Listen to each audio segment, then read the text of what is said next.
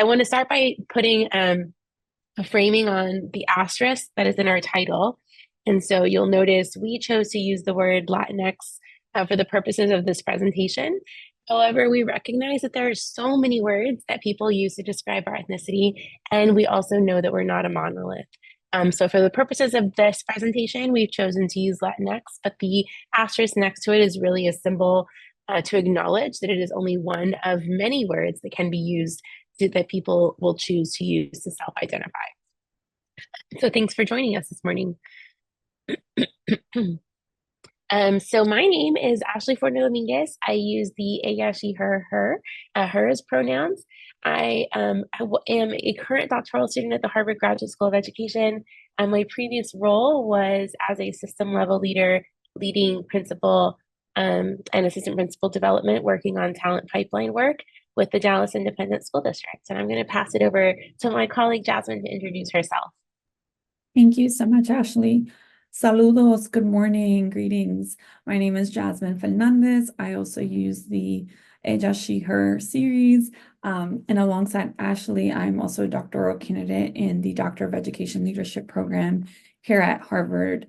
And prior to coming to Harvard, I served at the New York City Public Schools. My last role there was as chief of staff for the Division of School Climate and Wellness, and then served at Albemarle County Public Schools in Charlottesville, Virginia.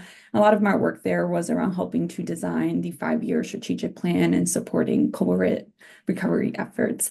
I see folks are just joining us. Welcome, saludos, and just if you can, we would love to see your faces, but we also understand that maybe some folks are in transit or unable to share their cameras at this time, but it would be great to see you all. Also, while we're on this point, we have put our flags, the way we identify and our nationalities below. So that's something we didn't necessarily name as we were introducing ourselves, but we chose to include the American flag as a way of acknowledging and naming that we are part of the American fabric, regardless of how we ended up in this space. And then the second piece that I want to kind of punch on while we're on this slide is acknowledging our positionality within the context of our presentation. So Jasmine and I are both American citizens, which gives us a particular form of privilege and access. And we're also have the privilege of being doctoral students at an elite institution. And so we recognize that we do not speak for the entire diaspora. We are only one drop in the water that is the entire fabric. And we also want to name and kind of spend time on saying that our people's contributions make up the American history as well. So our proximity to whiteness, our proximity to citizenship, to privilege in terms of our citizenship, and our positionality as doctoral students is important to name in this space because it frames how we enter the conversation. And yet we know that whatever your positionality is, we have a responsibility, a strong responsibility to advocate on behalf of all students, with the especially on behalf of the Latinx students, which Jasmine will speak to in just a second. So thank you again for being. Thank you so much for that, Ashley. And so as Ashley mentioned earlier, for the purposes of this presentation, for those who just joined, we have this asterisk. This is just one way to define our population in this presentation. And as Ashley mentioned, like we are not a monolithic population. We thought it was important before we get into our simulation just to do some framing around what is the current data and landscape. And so there are various ethnicities, races, and cultures. The top 5 origin groups from the Latin diaspora in the US are actually Mexicans, Puerto Ricans, Salvadorians, Dominicans, and Cubans. And as you'll see on the chart to the left, this data comes from the Pew Research Center. They have estimated that approximately 62.1 million people here in the US identify as part of the Latin diaspora. And as I mentioned earlier, we're seeing trends of these top 5 origin groups. And why this data is so important is because these families are having children, and it's also shaping the current context and shifting the demographics of the pre-K-12 education ecosystem. And so as you can see to the right, there is data outlining that we have a shift in student demographics where the Latinx population, student population, is anticipated to be at 30% by 2030. And so why is this data important? These statistics are important because there's a lot of evidence right now about the current experiences that Latinx students are experiencing in public education, in public schools. And what it is telling us is something that many of us have experienced firsthand, which is that the public education system is missing the mark in how it is affirming young people, their families, as well as educators who identify as part of the Latin diaspora. And so in this next slide, what we wanted to share were some like news clippings of what we are seeing in terms of these experiences. And you are certainly welcome to take screenshots, but we're going to actually share a QR code where you will have access to this whole slide deck, including the articles that we are going to spend some time talking through. So this first one is actually fresh off the press, just got published a couple of months ago, and it's from UCLA. And this policy brief actually outlines the impact of immigration enforcement actions on Latinx children, including what they're seeing in terms of academic performance, decrease in student attendance. There's a huge spike in bullying, and also how this is impacting the mental health of educators. And so to expand just a little bit further, there are a few key stats about this brief that I just wanted to make sure we highlighted. There is a correlation between arrests of undocumented immigrants and their children's English language arts scores. The brief talks about how there is an average of a 9% decrease. And then second, there's a whole section on bullying. Nearly half of the respondents in this survey, they did a study including over 700 schools that were interviewed across the country. And what they observed was that nearly half of the respondents had observed an increase in bullying of immigrant students and their families. And this is something that we know we have to keep top of mind and on the radar, especially heading into the presidential election. And so with that, just a few other clippings. The next one we wanted to speak to is this article from a school board member in the state of Tennessee, Rhonda Thurman, who in this article talked about how she felt that the Latinx student population in her school district was becoming a huge concern. And she used the word, and I'm putting this in quotes, she said that it was a burden to the school system because now teachers were having to do more to support Latinx students. I don't have to tell you all why this sort of language from anyone, let alone a school board member, is deeply harmful. And so these are just some of the perceptions that we are continuing to see. And you'll see the date here. This is from 2022. Another article that we just wanted to put on your radar is from the Education Trust. This is actually a full report where they examined how many states across the country have a number of Latinx students who are being taught by novice teachers, primarily first-year teachers. And what they highlighted, one key stat was that this there are 32 states that have a majority of Latinx students who are being taught by first-year teachers. And the report goes on to emphasize the needs of tracking the proportion of first-year teachers to experienced teachers in public schools, along with monitoring the number of teachers who are uncertified in specific subjects. And this brief talks about how Latinx students in particular are disadvantaged in having access to high-quality teaching and experiences. And then lastly, as you heard Ashley talk about earlier, we ourselves do not identify as Afro-Latinas. And while we have experienced hardship and discrimination, we recognize that our proximity to whiteness has allowed us a very different experience and certain advantages. And so it was really critical for us that we also brought into the conversation the ways in which Afro-Latinx students in pre-K-12 schools right now do not see themselves reflected in curriculum. And that's really important. This article, again, you'll have access to all of these, talks about the erasure of navigating racism and also the inability to see representation both in curriculum, but teachers who represent both identities of being Afro-Latinos.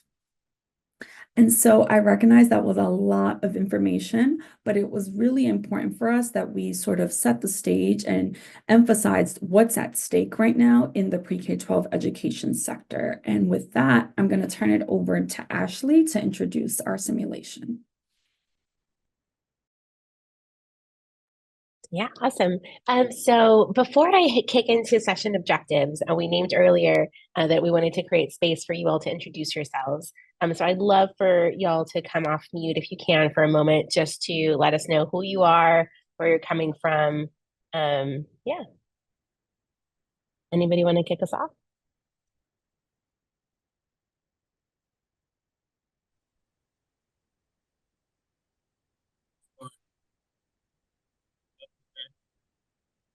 Oh, so I think I can kind of hear you. I saw you came off mute, but it's very hard to hear you. You hear me now? Yeah, yeah, now you're great. So, my name is Josue Tolbert, and I'm the Civil Rights Senior Manager at the University of Pittsburgh. Awesome. Thanks so much for being here with us. Thank you.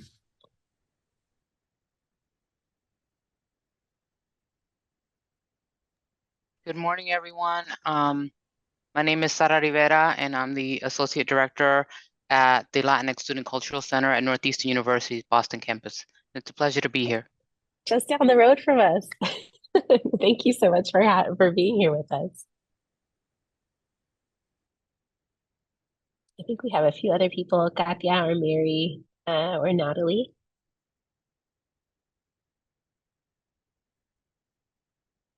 I don't know if y'all are able to come off of mute. Okay, well, that's okay. If at some point you're able to, please feel free to like pop in and introduce yourselves because we definitely want to know who you are. And I say that because our session will be primarily focused on you all engaging. We have two session objectives. The first is we'll engage in a leadership simulation, or we'll ask you to engage in a leadership simulation to understand the intricacies of advocating for the Latinx community within educational systems, both at a systemic level and in immediate environments. And then the second objective is to participate in the simulation and debrief those experiences, emotions, and insights, focused on creating a collaborative space to co-create a positive climate and culture that encompasses the entire district, emphasizing the development of practical strategies for effective advocacy in partnership with the Latinx community. And so before I transition into speaking more specifically about the simulation, I'm going to give some framing on why we chose to do it this way. I'm recognizing that there's a lot of ways that presenters, especially at conferences, engage with the audience. And Jasmine and I spent a lot of time thinking about what impact do we want to have and what do we want to bring to the space.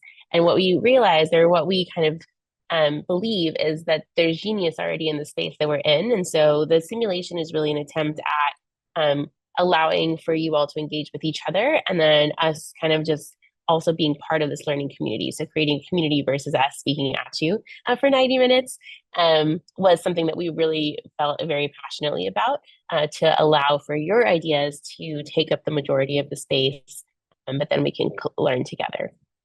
So with that being said, I'm going to transition into introducing the simulation. And we have a board that I'll drop in the link right now for you. And so if you click on the link to the board, it will also take you to the simulation, so you have it available for yourselves, as well as the different roles that we'll introduce shortly. But the simulation kind of frames around a district in the south of the United States. And I will say Etna School District is not a real school district. It is a created one by Jasmine and I, based on news articles around things that are happening across the country. So we've introduced a few challenges that are pretty prominent in most large urban school districts right now, and even in smaller suburban ones as well. But so Etna School District has a school population of 60,000 students across 90 schools. They're experiencing a change in demographics. There are some comments that have been made, and because of the change in demographics, the district is struggling to be able to meet the needs of all of its students. And the framing is, at the end, the local press has requested to interview you to discuss the current state of the district, They've asked to join you at the school's district Parent Families Advisory Council meeting, and you have about 48 hours to prepare for it. So I'm going to let Jasmine introduce some of the roles, but again, this simulation is available by accessing the board and clicking into the simulation document. And actually, I'm happy to show that really quickly. So this is the board that's available. Of course, our presentation is available here, but the access to the simulation is in the bottom left corner for your reference. And with that, I'll pass it over to Jasmine to introduce the roles. Amazing. Thank you so much, Ashley. So in this next slide, you will notice the different roles that we have here. And so as part of being in the pre-K-12 like school district setting, you are working with various different stakeholders, both internal and external stakeholders. And so we have drafted up a few different roles. And as Ashley showed earlier in the board, you'll be able to click through the different roles to have a better understanding of who that person is. So we sort of put together a little description with background about each of the different roles, characters. And essentially what we're asking is that each of you will sort of channel the spirit of that character in this role play simulation. And I just want to double down on Ashley's point earlier, which is that there's so much power in like freedom dreaming and collaboration together. And so we want you to please feel free to also bring in your own cultural wealth, leadership experiences from what you've witnessed in different education settings. And so at this time, what we are going to do is actually, I'm looking at Ashley, we can maybe do 2 smaller groups or put everyone in one group. But we're going to break you out and you'll have an opportunity to select which role. And in the next slide, Ashley will kind of break down what it is that we're hoping you'll do. So there'll be some time for you to do some individual simulation and then the roles. But again, because we are a small, intimate group, it is possible that we might not have all of these roles filled, but we would like you to consider taking one of these on. And I know that sometimes for some folks, like small groups, getting back on the camera isn't the most ideal, especially early in the morning, but we do want to encourage you to lean into this just because, again, as Ashley mentioned, there's so much in the co-learning experience of this. So with that, Ashley will cue up our next steps. So for our protocol, we're going to give you about 5 minutes to internalize. And once you get into your group, you will read the simulation overview and then read your character's background. You can select the character of your choice. Just ideally, there's no overlap in your group. And then once you have kind of prepared that, then we'll ask you to spend 20 minutes as a team determining your next action steps and strategy. And so the 3 guiding questions that we're asking you to consider are first, like, what are the immediate steps that you're prioritizing? What information do you need to make an informed and timely decision? Maybe there's information you don't yet have through the simulation that you would need to collect. And then third is, what conditions and resources are you going to need to develop to ensure that all members, particularly those from the Latinx community, are able to thrive? And so we will drop these questions into the chat so that you have them available to you. And that is going to happen in just a second. Before we break you out into your breakout groups. So we will be popping in with you all just to kind of listen in. But the reason we're moving you into a breakout group is that way you have the flexibility of doing the simulation without the recording piece aspect as well, so that you feel comfortable of just like leaning in. If you don't want to come off camera, like that's totally okay, but we'll ask you to lean in and at least come off of mute so that you're able to engage with the group. So I will move you all into your groups and then we will, oh, sorry, go ahead, Jess. I'm working on the groups, right? Oh, perfect. All right. You should have, I believe, received an invitation to move, and then you have your stuff there.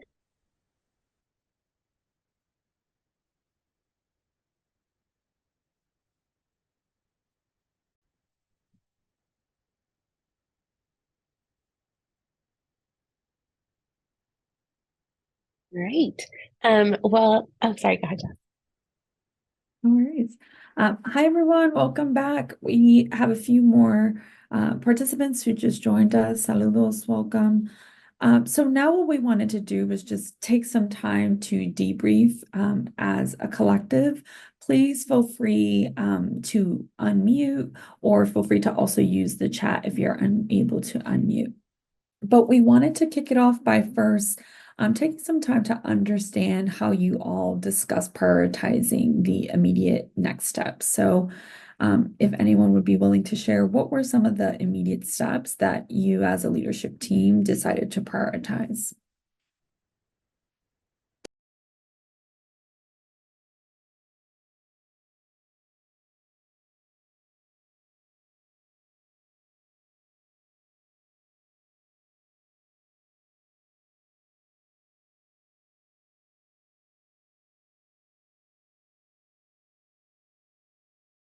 Trying to do the educator pause to give people some time. We know in popping in, there was some robust conversation. So would love to just hear one or two immediate steps that you all had discussed.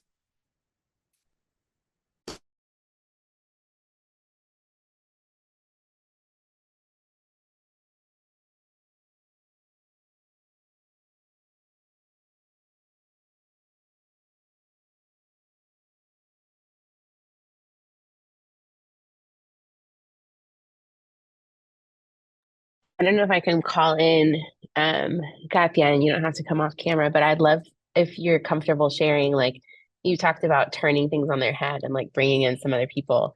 There was like a risky strategy I think that you all had talked through, or anybody from the group if y'all want to share about it, that like had the potential to go great, had the potential to maybe not go great. But would love to like hear more about it. Yes, I can speak. So one of the suggestions I made was to research what has worked in other school districts that have faced similar problems and bring those strategies to that meeting and actually present those options and ask what the community thought, if any of those strategies might be worth pursuing, if they wanted to adopt a blend or create a whole new path, because that would allow for a shift in power dynamic, but also it will allow those in leadership to understand what the true concerns and objections are. Absolutely. I really appreciate you elevating what I heard was not just the part of like gathering bright spots of where some of this has happened, but I also really heard you say like, and then what does the community think we need to be prioritizing? So thank you for uplifting that. Curious if anything else came up around like immediate next steps, especially given like the urgency around the 48 hours. How did y'all decide on what else needed to be prioritized?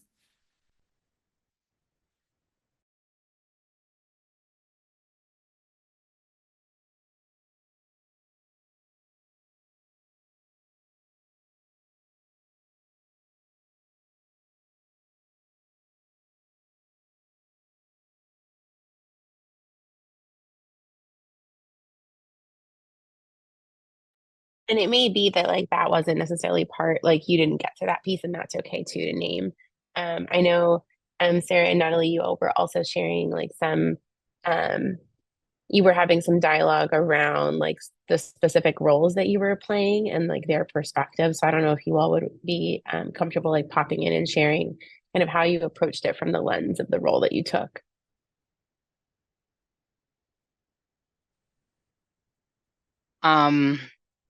I put on a parent hat, only because I really don't have any experience in working in the district and things of that nature. So, my experience is really through the work that I did as a parent, with my daughters and in their school specifically, and being part of the parent group at the school and engage in that way.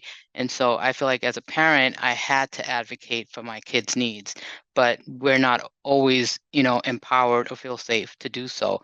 And so one of the things I had talked about was maybe giving space for those families that maybe felt safe sharing their experience, and maybe they can, give firsthand account and experience about what they were going through, so that the other families or concerned parties can understand, you know, both ways, you know, to be able to actually air and share what their concerns were, if they felt safe to do so.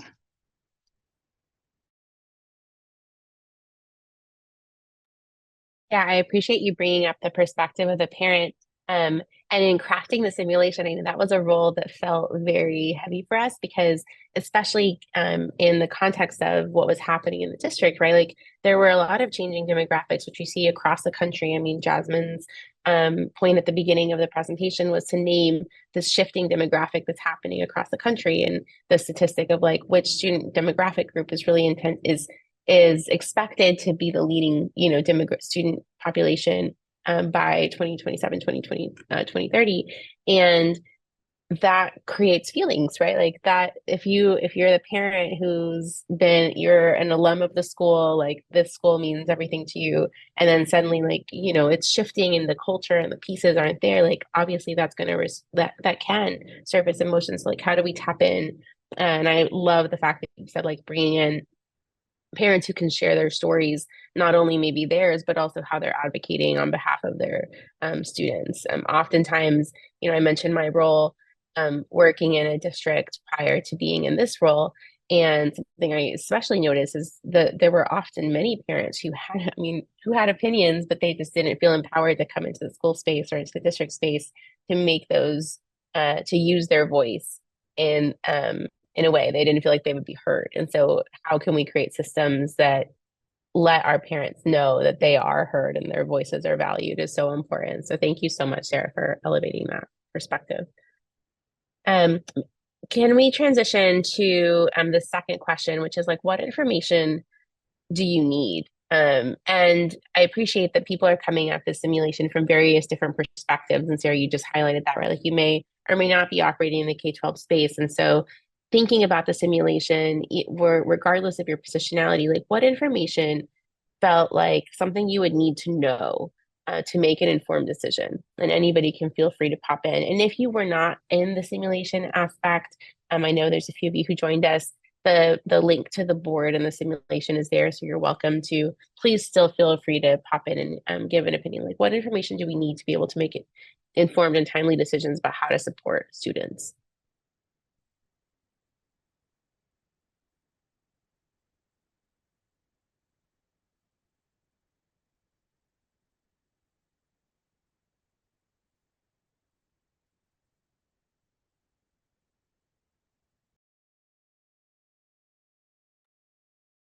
And we can also potentially like couple this with the following question, right? Because I think they kind of go in tandem. So not only like what information do we need, but what conditions and resources would we need to develop?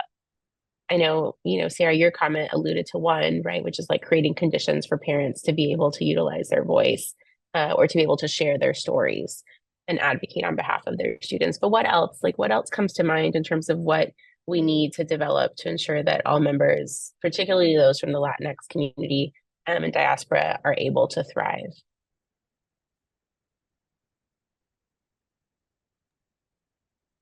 Would also add, while y'all were all channeling these different roles, I know that some of you shared your current roles, right? As chief diversity officers, as a paralegal.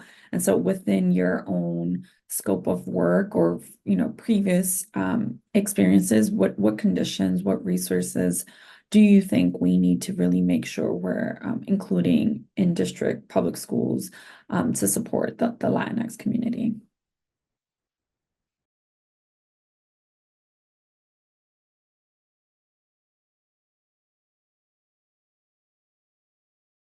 Yeah, I saw Natalie just put into the chat language access for sure, 100%. And the one thing I really want to raise on that is in the simulation, we talked about this growing population, but we know that our community, as part of the Latin diaspora, we don't only speak Spanish, right? There are multiple languages, including indigenous languages. And so, Natalie, I really appreciate you naming language access. And I know just like the importance of for us, making sure that when we're speaking with principals and teachers, not making assumptions about what is the home language, because again, we're not a monolithic community. So thank you for that, Natalie.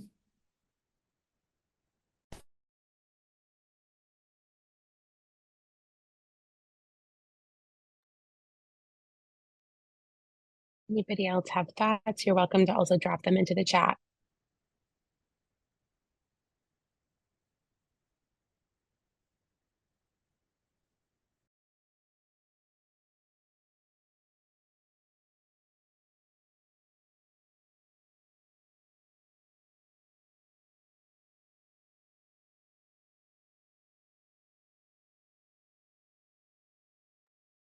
All right. Well, we can move to the final question, which is like, what strategies can we implement to ensure the advancement of the Latinx community?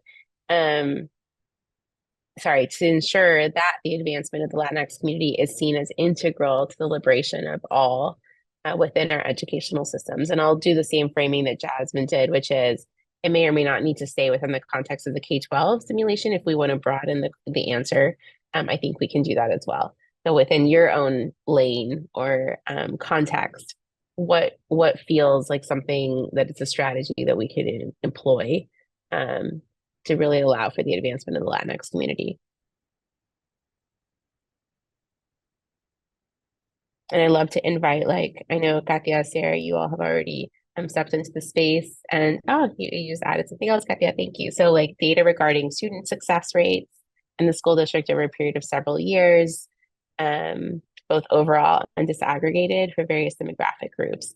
I love that. And I will share a quick anecdote of something that occurred within my specific school district before that was a challenge for us, which is like how we were disaggregating our data and like how we were looking at Latinx students, especially, but then also I would say the group that became invisible that we had to make visible was the Afro-Latinx community, because oftentimes the way that data was disaggregated for us, ethnicity would be shown over racial category. And so if students who were marking both Black and Latinx were only being marked within Latinx. So as we were looking at data pieces, we were not considering that they were also Black. They were also identifying as Black students.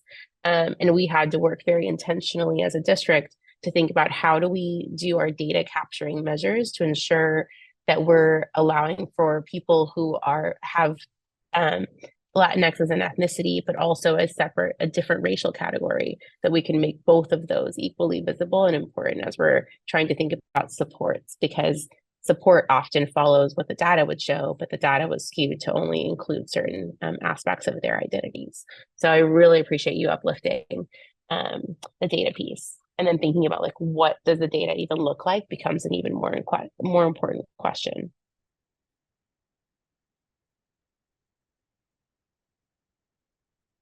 Other thoughts? And this is where I was saying I'd love to invite in you. Yeah, I know you weren't able to join us in the simulation, but if you would I'd love to hear your thoughts as well, or Angie as well, if you all have thoughts related to your context.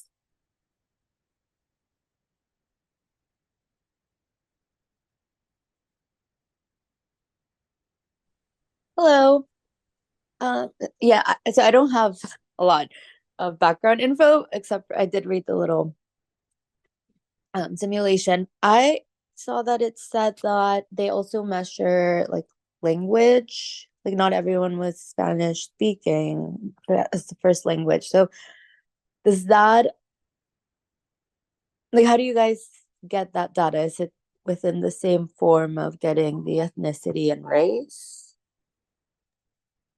Yeah, thank you for that question. A lot of it is, to Ashley's point, like a huge challenge is that it is not at a system level, right? And so, however, when a child is being enrolled, I know that school by school or different districts have like an enrollment intake. And what we're proposing is that we should be capturing more of that data. To what you're calling out, we know that not everyone who is part of the Latin diaspora speaks only Spanish. So what would it look like for us to actually collect that data so that we can provide more accessible community engagement. Ashley shared an anecdote, so I'll quickly share this one. When I was helping to scale universal pre-K in New York City, we started doing a collaboration with the Mexican embassy. And what they shared with us was that we needed to rethink how we were doing our communications rather than solely in Spanish, to include Mixteque in our population, like specifically in Brooklyn and parts of Manhattan, where there was a growing Mexican community whose first language was Mixteque. And so that's just like one example of why it's so valuable to like really understand who is your community, what is their primary language, and making sure that your services and communications are accessible to that. I did not get to read, but I see that someone just popped in with something. Let's see. Well, thank you so much, Angie. We appreciate it.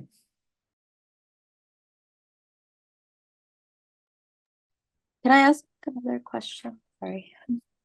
In terms of the communication, how are you guys approaching that? Because I also know that there aren't many that can read, or even some languages don't have a writing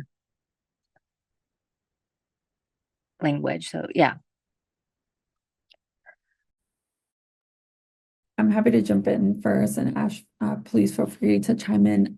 So I've served in 2 different school districts, and I'm only raising this just so you understand like the differences in like access and resources. So first, the New York City public schools, all of our communications were in over 20 languages.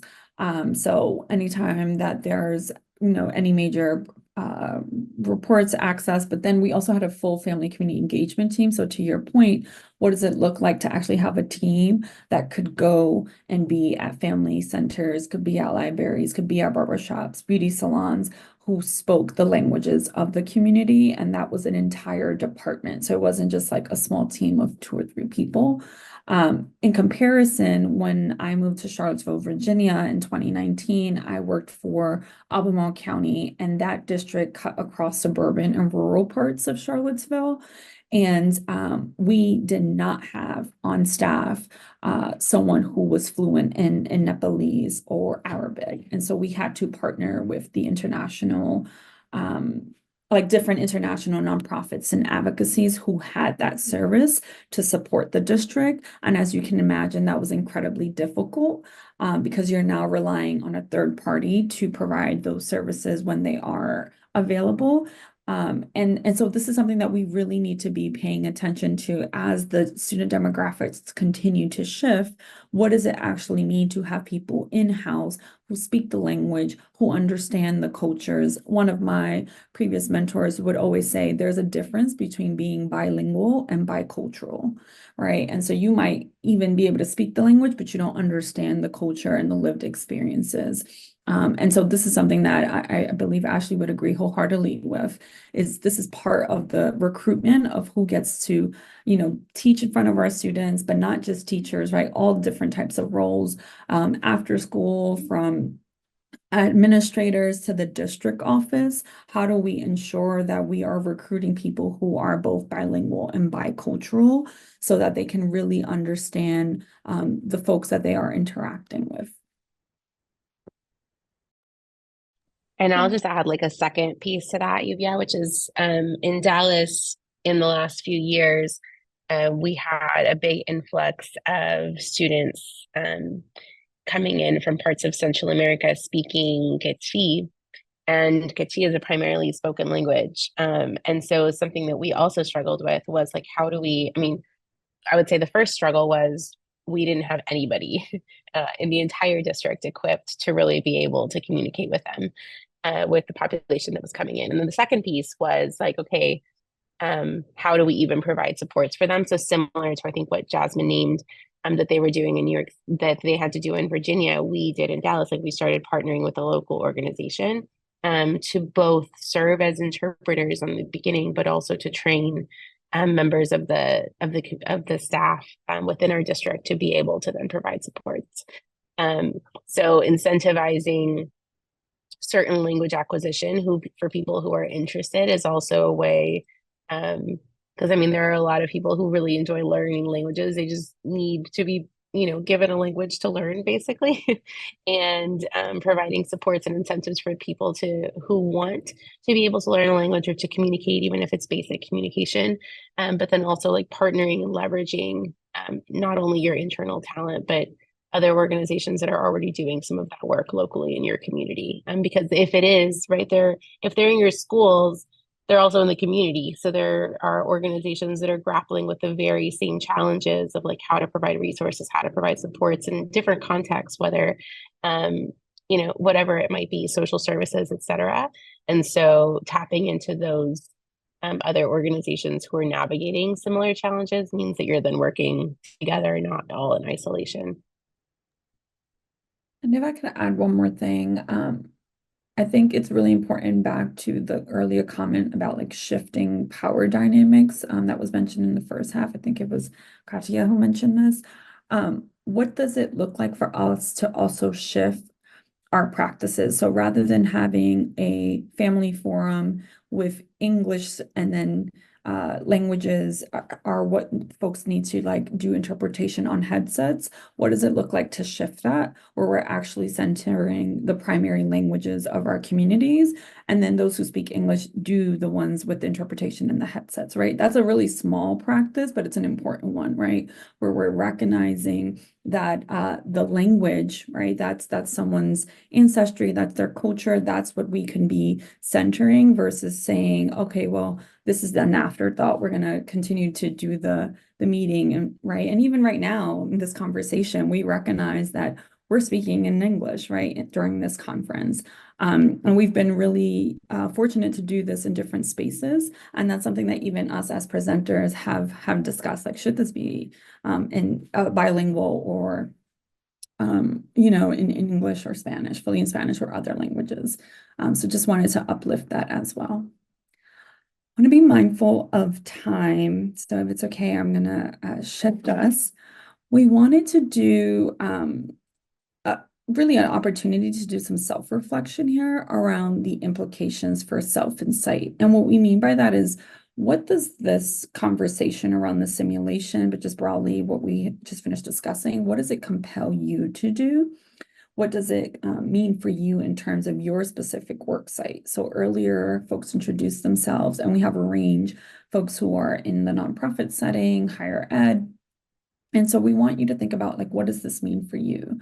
And before we do that, just wanted to take a moment to read this quote. And it says, leaders must strategically legitimize shifts that increase individual, team, and system level learning in alignment with organizational goals. And this is from Dr. Adonis Lewis, who wrote an article called Getting to Institutional Level Change. And why we wanted to uplift this quote is because we realize that this work can't happen in silos, right? So there's like an individual action that we each must take, but then there's also the collective action. What does it mean for us to work in partnership with people as opposed for people, right? There's a shift in mindset, recognizing that our communities have cultural wealth, have knowledge, have ideas and solutions. So what does it mean for us to partner collectively? And then how does that inform how the systems move? And so with that, we're going to put you into this is a smaller, shorter breakout, no more than about 2-3 people. We would love for you to just reflect on your specific role where you are now, whether you're a chief diversity officer, whether you're paralegal, whether you're a student. What action steps might you take to help strengthen belonging and equity for students across your site? And then what are some lessons from the simulation that are relevant to your site? And that could be currently, what are the assets? What are the bright spots that you can lean on and leverage? What infrastructure does your site currently have that maybe you haven't been able to tap into? So what would it look like to, work in partnership with different stakeholders, both internally or externally at your site to help advance that impact? So with that, we're going to put you into these breakouts. Just want to... I got them, Jess. Awesome. Thank you.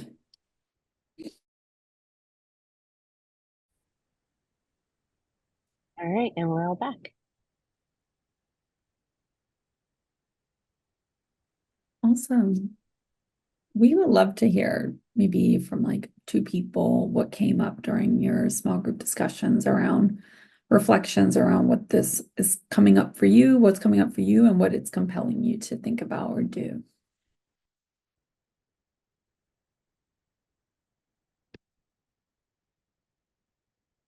I know personally that in room 2, there was a conversation that was happening that I was like, I really want to stay for this. But I had to step out. So I would love to call in room 2 if anyone's willing to share about what was coming up in that conversation.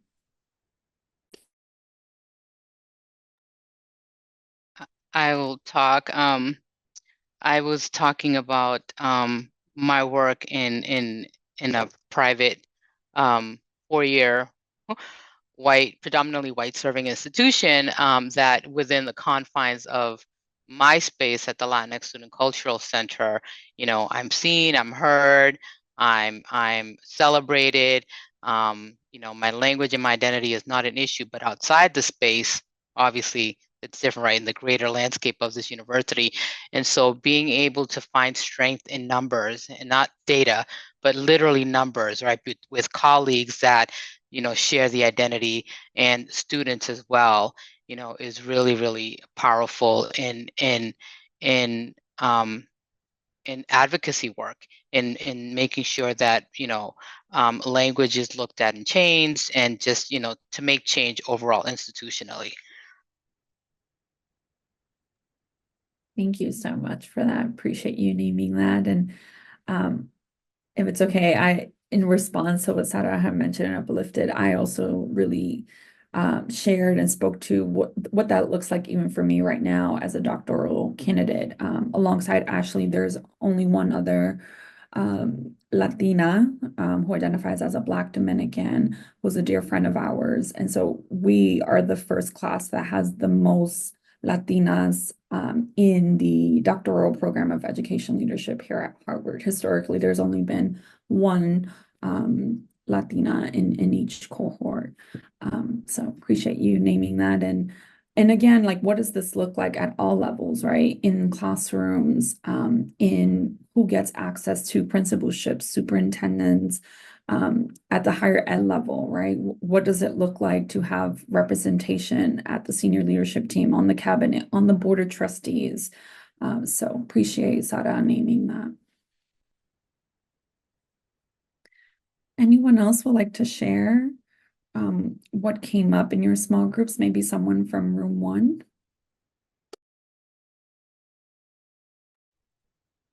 Hello. So I'm a student, like undergrad, no, graduate student. And what I have started to find is that maybe holding people, like professors, accountable when they, when, when they don't. So I have been ignored by a professor in multiple classes, like not, I don't know if it was on purpose or not, and I have nothing against her, but I did decide to go forward and have a talk with her because it is important. It's a very small class, and she gives everyone time to speak, and I, for some reason, didn't.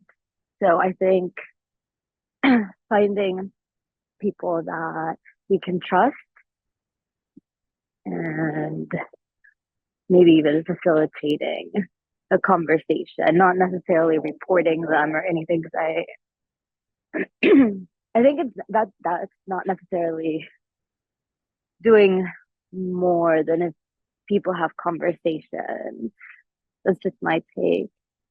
And the other thing that came up, within our student body, there seems to be cliques. At least that's my interpretation of what is happening. Something that because they don't speak Spanish well or because they have an accent, we can't really engage with other communities. Also, like you said, being bicultural and bilingual is very different.